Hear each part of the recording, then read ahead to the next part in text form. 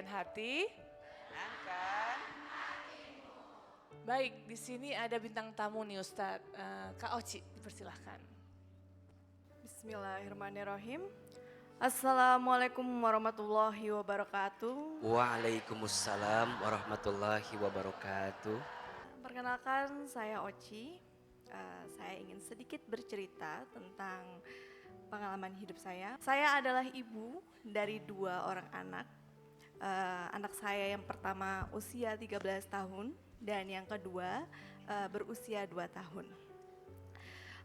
Jaraknya memang cukup jauh Ustadz, karena sebelum saya hamil di anak kedua, saya sempat hamil, yang ketiga saya sempat hamil, tapi qadarullah saya keguguran.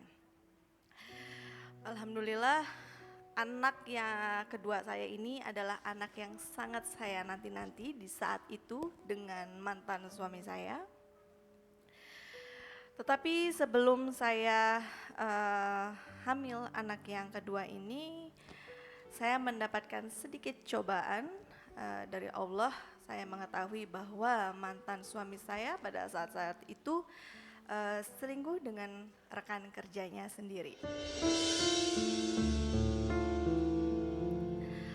Lalu saya mencoba untuk memaafkan, saya mencoba untuk memberikan kesempatan kembali agar rumah tangga saya ini menjadi lebih baik. Qadarullah saya hamil anak saya yang kedua ini.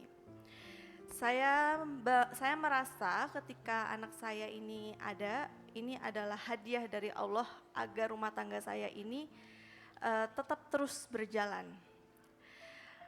Sampai pada saatnya lagi Allah menguji saya kembali. Qadarullah saya mengetahui ketika saya melahirkan anak saya umur 1,5 bulan, mantan suami saya selingkuh kembali. Dia telah menikah siri dengan selingkuhannya, yang dimana selingkuhannya itu adalah statusnya masih istri orang. Saya mendengar kabar itu, saya cukup syok karena saya juga habis pasca pemulihan operasi. Dengan dukungan keluarga dan Allah juga yang menguatkan saya pada saat itu, saya menjadi lebih kuat untuk menjalani hidup karena saya ingin menyusui anak saya hingga 2 tahun. Alhamdulillah saya bisa menyusui anak saya hingga 2 tahun saat ini. Sedikit cerita, ketika anak saya lahir, Ustadz, anak saya itu bermasalah di paru dan jantungnya, akhirnya masuk ke ruangan NICU selama 5 hari. Yang pada akhirnya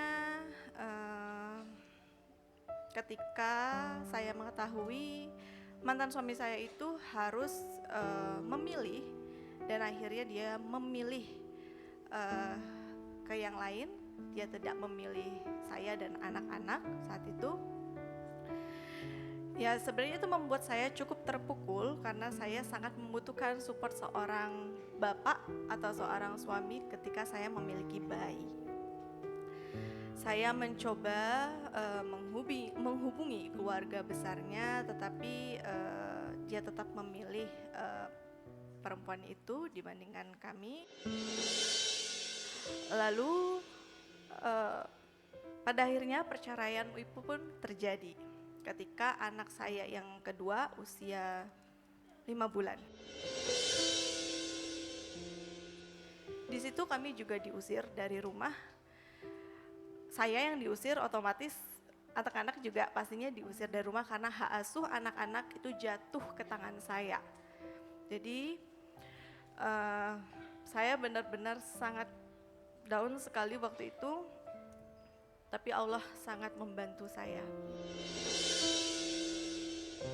Saya tanyakan Ustadz di sini, Ustadz, bagaimana jika suatu hari anak-anak saya bertanya tentang bapaknya, terutama anak saya yang paling kecil, karena dia belum pernah melihat.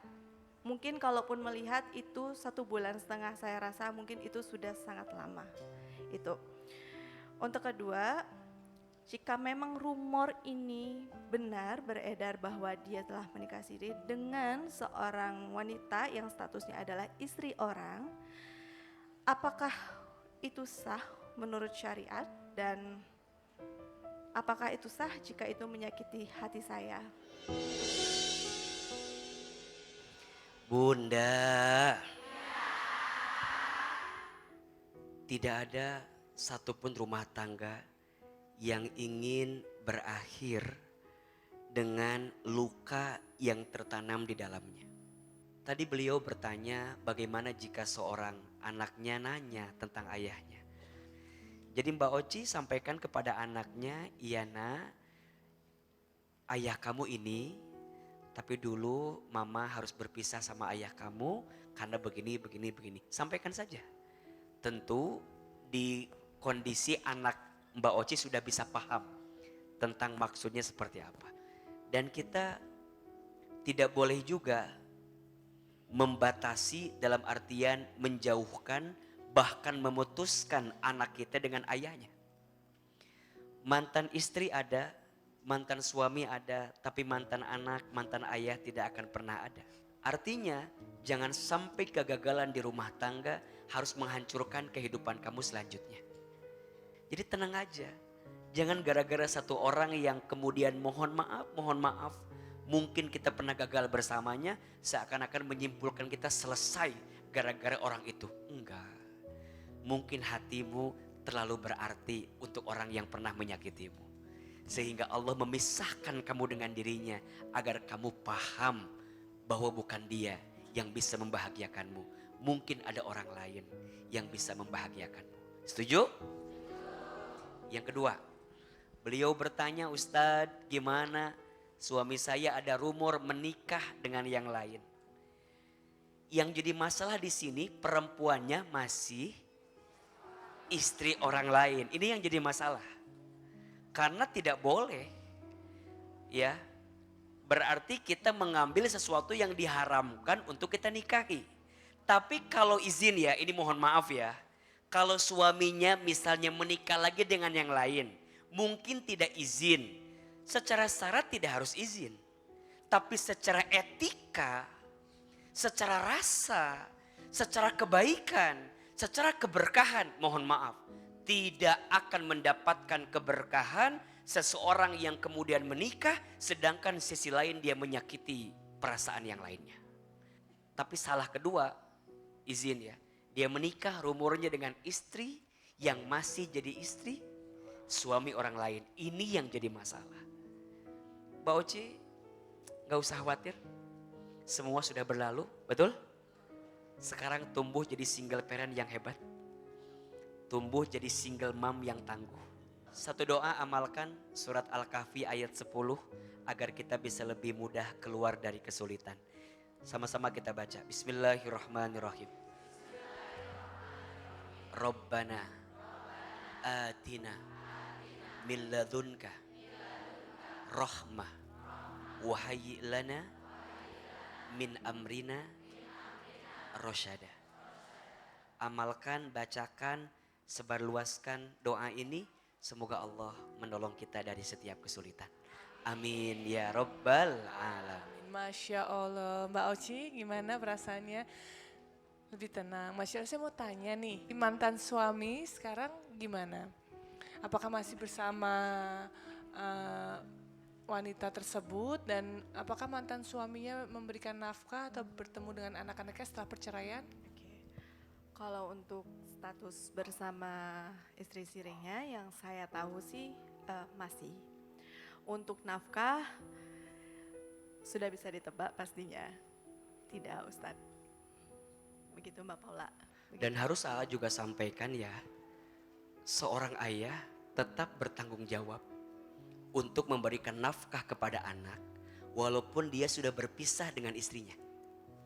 Jadi bukan berarti perpisahanmu lantas menghilangkan kewajibanmu untuk bertanggung jawab kepada siapa? Anakmu. Sama istri udah jadi mantan, udah selesai. Tapi sama anak tidak ada mantan anak. Dan cukuplah dosa besar untuk seseorang yang melalaikan tanggung jawab dan kewajibannya. Semoga Allah menguatkan hati Mbak Oci dan melembutkan hati ayah di sana untuk tetap memberikan nafkah dan tanggung jawab kepada anaknya. Insya Allah. Momen-momen kami disuruh keluar dari rumah itu dan sedikit ada kerusuhan yang terjadi, ya itu cukup membuat saya shock dan rasanya ini anak-anak gimana ya gitu. Anak-anak ini harus tinggal di mana? Ini kan rumahnya mereka dan rumah ini adalah jantung hatinya kami, seperti itu. Tapi saya sadar bahwa ya sudahlah, kalau memang kami harus keluar dari sini, nggak apa-apa. Semoga Allah nanti akan memberikan rezeki ke kami lagi lebih dari itu. Jadi apa yang terjadi di kehidupan ini itu adalah sandiwara dan sutradaranya itu Allah. Dan kembali lagi saya percaya bahwa Allah itu maha besar, maha kuasa. Ketika dia menjadi sutradara dalam kehidupan saya percaya akan adanya keajaiban untuk kehidupan saya dan anak-anak. Dan saya percaya Allah itu sedang menaikkan derajat saya dan anak-anak.